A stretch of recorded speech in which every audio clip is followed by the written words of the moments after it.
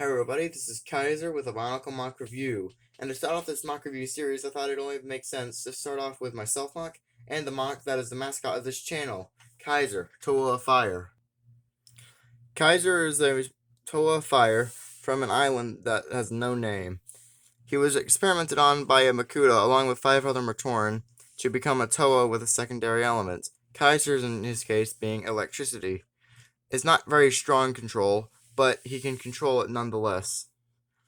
Now let's look at the mock itself. As we do another 360 as I was doing when I was explaining his ability, I gave him this little gear on his back to kind of emulate the gear function design that the Toamata had. As you may have also noticed, he has his waist cape.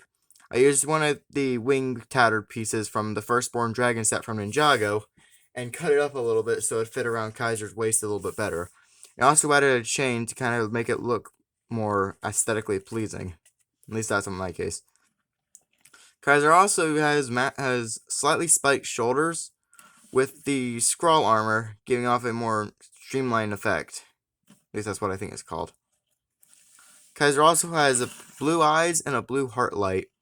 Not natural for a Toa of Fire or a Matoran of Fire, but he's a special case, so it's unique to him, I guess. I don't know, there may be more. Might make more. Hint, hint, wink, wink. Kaiser uses generic Anika Toa feet, and his legs also use Anika shoulders on them to kind of continue his effect. Most of his Toa teams share the same color placement, with the silver on the upper body and silver on the lower legs. How about half of his team shares that color scheme? But I'm pretty sure there's like one member who doesn't have that same thing going for them.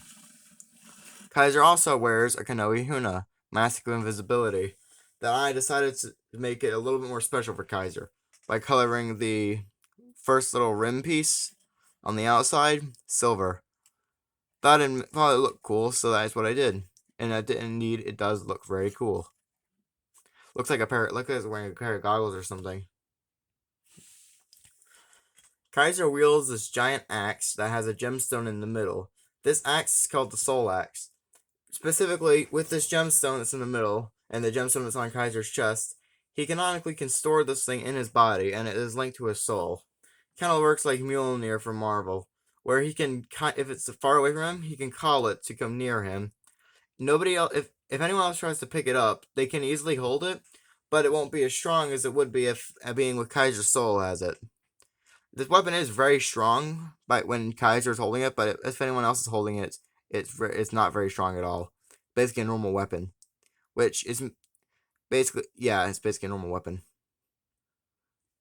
Pretty cool. Some flaws about Kaiser would be the fact that his arms don't move properly. As his arms are on a Hordika neck joint, he can't move them all the way down. And since there's a tire piece to fill in a little bit of that gap there, he can't move his arms all the way up either. So but although it's not very bad articulation, it's kind of limiting a bit. Also, the waist cape piece also kind of prevents his movement a bit, but it doesn't really get in the way. It still moved back pretty far. You just can't move his legs back as far as he would have.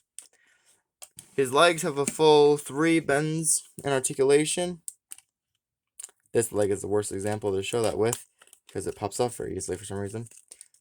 Both legs have 3 joints in articulation. He has a waist swivel.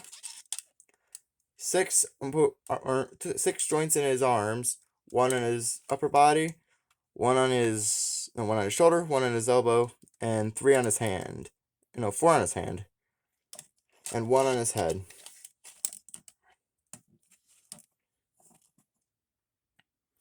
Although Kaiser's posability is limited, he is still able to get into really good poses, such as this,